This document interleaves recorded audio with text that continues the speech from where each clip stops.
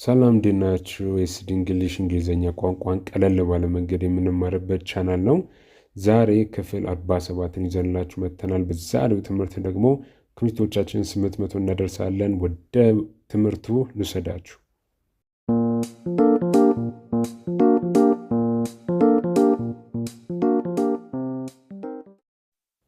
791 ማኒ ብዙ ብዙ ለማለት ስንፈልግ ማኒ እንላለን።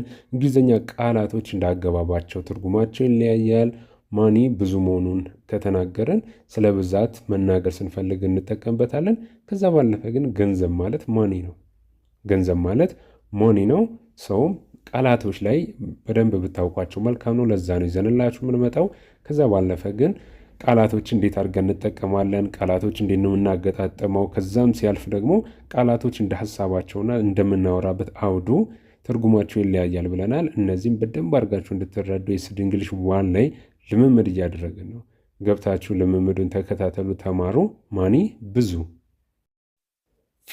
ፊው ደግሞ ጥቂት ወይም ትንሽ፣ ፊው ጥቂት ወይም ትንሽ፣ ፊው ማኒ በደንብ አድርገን አይተናቸዋል። እነዚህ የሚነበቡ የማይነበቡ ብዛት ያላቸው ጥቂቶች፣ በአጠቃላይ እነዚህ በጣም ብዙ የሚያወሳስቡ የሚመስሉ የሚከብዱ የሚመስሉ ነገር ግን ቀላል ልዩነት ያላቸው ቃላቶችን ከዚህ ቀደም ሰርተናቸዋል። ኳንቲፋየር ብለን ተደጋጋሚ የሆኑ ወይም ደግሞ ተከታታይ የሆኑ ትምህርቶችን ለቀናል። የኤስዲ እንግሊሽ ዋን ላይ ነው። እሱን ተማረው። ፊው ጥቂት፣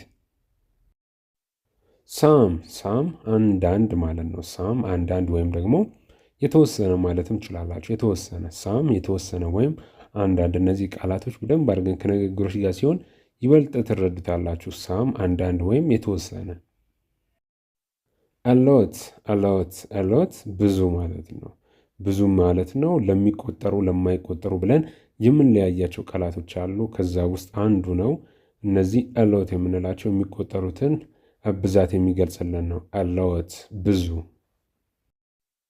ኦል ሁሉም። ይህንን ታውቁታላችሁ ብዬ አስባለሁ። ኦል የምንለው ሁሉም ማለት ስንፈልግ ነው። ናን ምንም። እዚህ ጋር ምስሉ ላይ የምትመለከቱት ምንም ነገር የለም እንዲገልጽልን ነው። በደንብ አድርገን ነው ተዘጋጅተንበት የምናቀርብላችሁ። እንግሊዝኛ ቃሉ እንግሊዝኛው እንዴት ማንበብ እንዳለባችሁ እንዲሁም ደግሞ እንግሊዝኛውን በአማርኛ ጨምር ነው ጽፈንላችሁ ያመጣ ነው። ከዛም ሲያልፍ ደግሞ ምስሎች እጅግ በጣም አድርገው ነው የሚረዳችሁ። ከዚህ ቀደም እንዳያችሁት ምስሎቹ በደንብ አድርገው ከምንማረው ትምህርት ጋር የተያዙ ናቸው። እዚህ ጋርም የተያዘ ነው። ምስል የሌለው ለምንድን ነው? እየተማርን ያለ ነው ቃሉ ነን ወይም ደግሞ ምንም ስለሆነ ነው። ምንም እያለን የሆነ ነገር ከከተተን ስለማይሆን ምንም ነገር አልከተትንም። የምስል ቦታ ናን ምንም።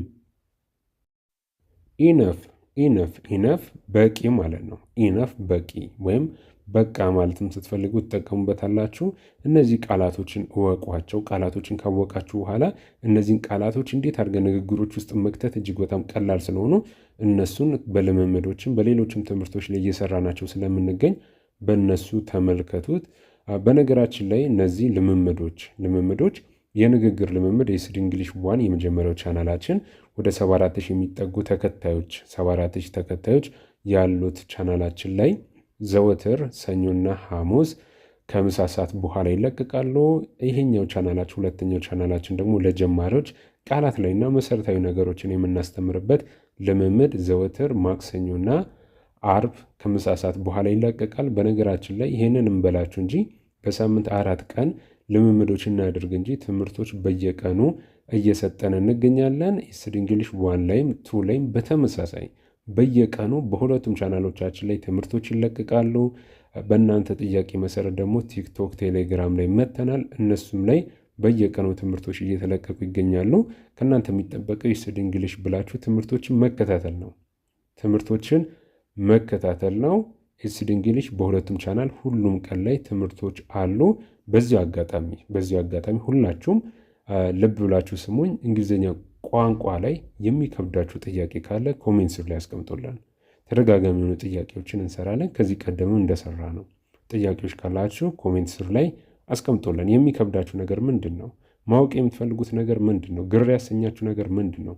እንግሊዝኛ ቋንቋ ላይ የሚመለከቱ ማናቸውም ጥያቄዎች ካላችሁ ኮሜንት ላይ ያስቀምጡልን።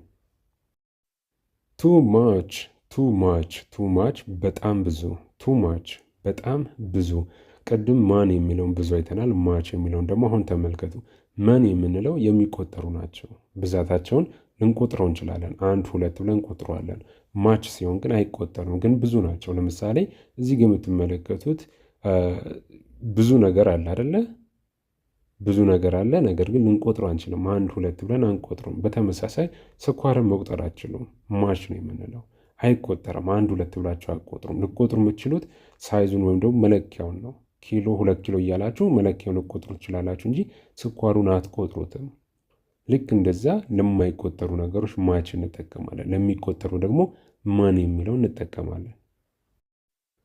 ቱ ሊትል በጣም ትንሽ። ምስሉ ላይ እንደምትመለከቱት በጣም ትንሽ። ቱ ሊትል በጣም ትንሽ። ሃፍ ግማሽ ነው። ሃፍ ግማሽ ነው። ሃፍ ግማሽ ምስሉ ላይ እንደምትመለከቱት ነው። ሃፍ ነው፣ ግማሽ ነው። ፒዛው ግማሽ ነው አይደለ? ሃፍ ግማሽ። የግማሽ ተቃራኒ ደግሞ ፉል ነው፣ ሙሉ ነው ማለት ነው። ፉል ሙሉ ነው። ሃፍ ደግሞ ሲሆን ግማሽ ነው የሚሆነው። ቃላቶችን ለተለያዩ ነገሮች እንጠቀምባቸዋለን። ሃፍ እዚህ ጋር እንደምትመለከቱት ምስሉ ላይ እንደምትመለከቱት ለምግብ ብቻ አይደለም፣ ለፈለጋችሁት ነገር ግማሽ ለማለት ትጠቀማላችሁ። ብዙ ጊዜ ከስፖርታዊ ውድድሮች ጋር በተገናኘ ግማሽ ለማለት ሃፍ ይላሉ። ለተለያዩ ነገሮች ግማሽ ሃፍ ትላላችሁ፣ ሙሉ ደግሞ ፉል ትላላችሁ ማለት ነው። ፉል ለሁሉም ያገለግለናል። ሙሉ ለማለት ስልካችን ሲሞላ ፉል ነው አይደለ? ቻርጀር ፉል ይላል። ሆዳችን ሲሞላ ፍላጎታችን ፉል ይላል፣ ሙሉ ይላል። በተመሳሳይ ብዙ ነገሮች ሲሞሉ ፉል ይላሉ ማለት ነው። ሃፍ ግማሽ፣ ፉል ሙሉ። የዛሬው ይሄንን ይመስል ነበር። ዛሬ ክፍል 47ን ያየነው። በክፍል 48 ደግሞ 810 ድረስ እንመለከታለን ክምችቶቻችንን። ከዛ ባለፈ ክፍል 47ን ዛሬ ያደረስን ክፍል 60 ላይ ስንደርስ ግን እናቆመውና ሌላ ደግሞ ደረጃ ላይ የደረሰ ትምህርት እንማራለን። እጅግ በጣም የምትወዱት ትምህርት ነው የሚሆነው። የምናቆመው ግን ለጊዜው ነው። ረዘም ላለ ጊዜ ደግሞ ሌላ ያሰብንላችሁ ትምህርት አለ።